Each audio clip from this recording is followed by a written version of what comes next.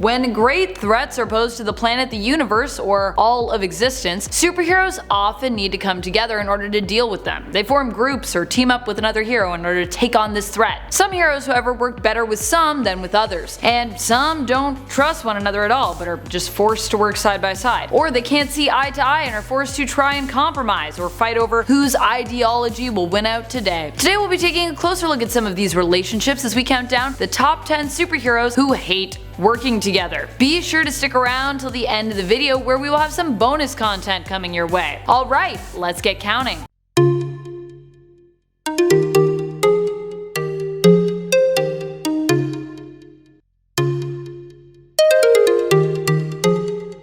Number 10. Spider-Man and Deadpool. This may be a bromance to Deadpool, but for Spider-Man, this relationship is mostly a nuisance. The two do seem to share some sincere moments of feeling between them, like when Spider-Man and Deadpool bonded over talking about their incompleteness, the hole inside of them. But of course, Deadpool ruined this by offering to help Spider-Man with hole filling whenever need be. Yeah, most of their moments are like that. Wade aspires to be a good guy like Spider-Man, but he struggles. He's stuck with an anti-hero mentality, and it took a long time for Peter Parker to even accept that a murderer like Wade was capable of goodness. When Deadpool was hunting down a daily reporter from the Bugle, who was in the car with Peter at the time, Wilson just tossed Parker out of the car and off a bridge, without even thinking. Considering after that he may have just killed an innocent man. And when Parker returned in his Spider-Man guise to fight Deadpool, Deadpool claimed that he knew Spider-Man would be around to save that guy that he threw off the bridge, much to Parker's frustration. This one instance is a pretty good summation of what them fighting together is like, even when they're working on the same side. Number 9. Wolverine and Cyclops. These two often bump heads and really do not enjoy fighting with one another. They do it because they are a family, albeit a somewhat dysfunctional family. X-Men always have one another's backs, and Logan and Summers are no exception. So why don't they get along? Sometimes it has to do with the fact that they both love Jean, and that gets in the way of their friendship. But what it ultimately boils down to is that they are just different. Wolverine represents the brash and bold sort of tactics. He operates on instinct. He kills people. He goes feral and he has to be held back. Scott is usually perceived as being more strategic, the goody-goody. Wolverine's sort of stick in the mud in some cases. In some cases, many X-Men stick in the mud. The two don't really agree with each other's tactics, but still have respect for one another. Though that respect doesn't stop them from taking a dig at each other and arguing pretty much constantly. Number 8. Bishop and Gambit. Bishop comes from a future where the X-Men have been destroyed as a result of one of their own betraying them. He encounters a lone survivor of those events, which goes by the name of the Witness, but used to be known as LeBeau. Bishop believes the Witness is the betrayer, and upon traveling back in time and meeting Gambit, aka Remy LeBeau, that Gambit in turn is the Witness. Bishop attempts to warn the X-Men about Gambit, telling them that he will betray them, but they all seem pretty puzzled. They're like,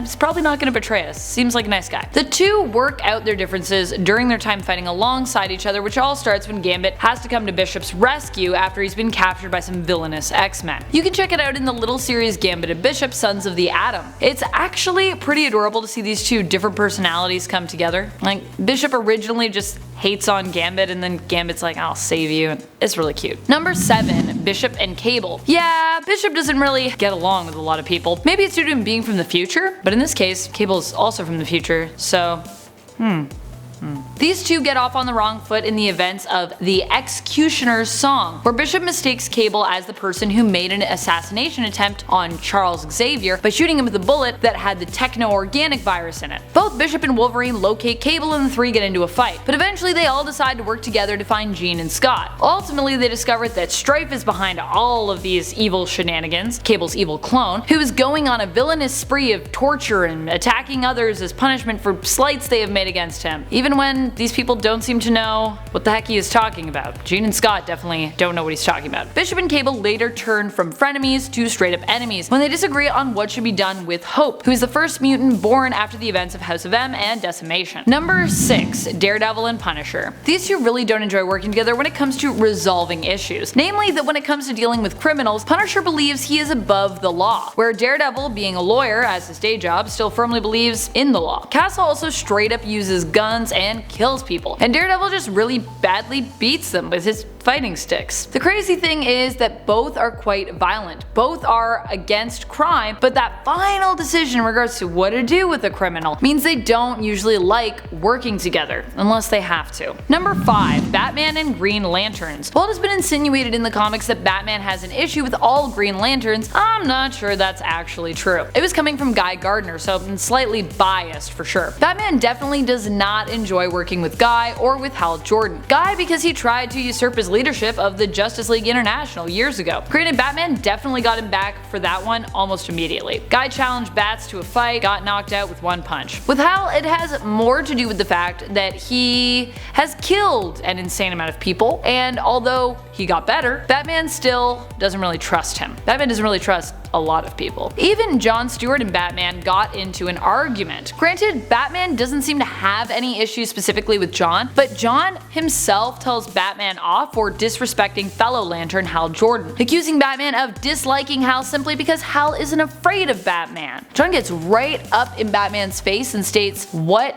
is the Batman when you're not afraid of him? Just a man."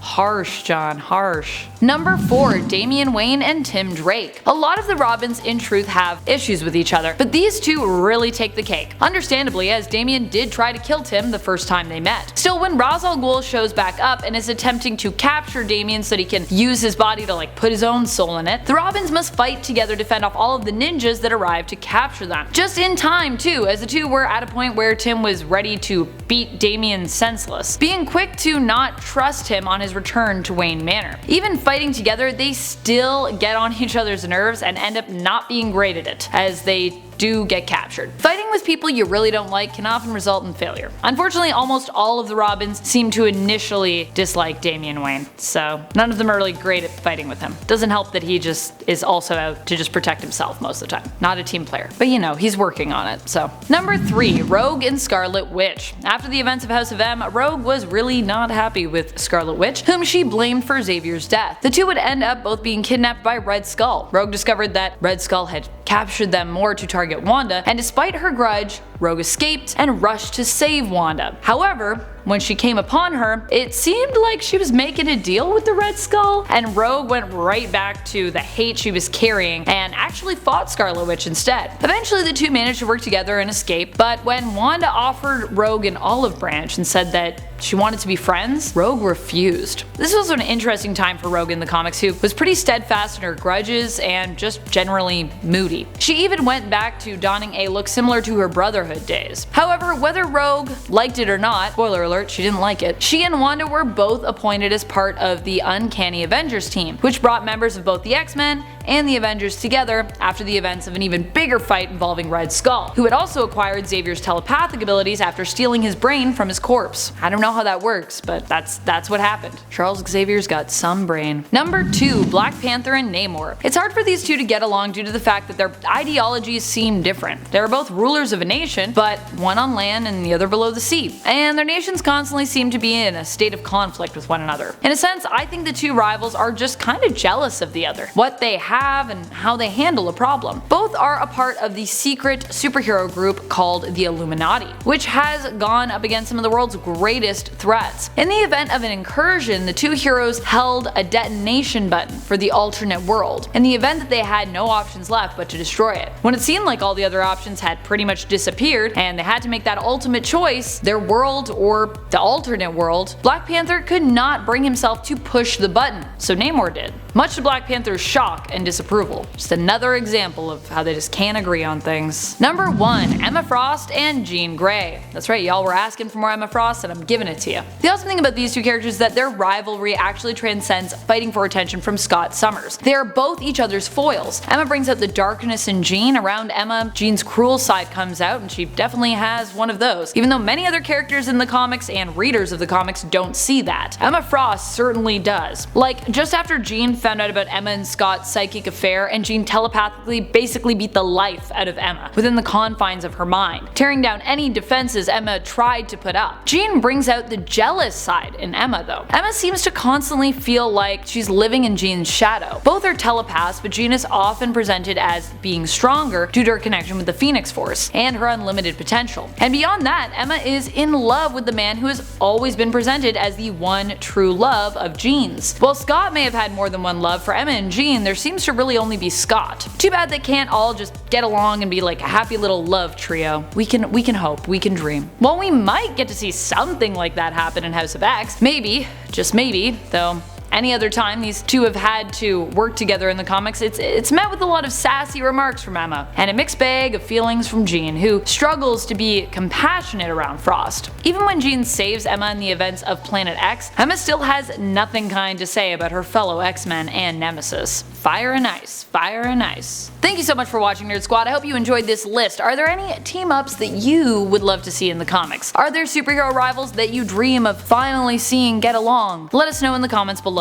And speaking of comments, I have some bonus content for you in the form of just that. Comments from my previous video, top 10 superhero Halloween costumes you won't believe. Omega BLK5 says that Cyclops costume doesn't have anywhere near enough pouches. Also, yours looks way better. Aw, thank you. I worked very hard on that costume design, though I will say mine doesn't have enough pockets either. Why did superheroes have so many pockets in the 90s anyways? What's up with that? It's cool, but like why? What are they keeping in them? They're so small. Broken Bridge says, Amanda McKnight, although I love your looks in videos and your videos, I wish you'd mention one of my comments sometimes. Just once. Ask and you shall receive. Thank you so much for always commenting and watching and just being kind. Stay nerdy, my friend. If you want to possibly get your words featured in a future video, be sure to comment. And while you're on your way down there, remember to like, share, and ring our bell. This has been Top 10 Nerd, and I'm your host Amanda McKnight, reminding you, as always, to stay nerdy, YouTube.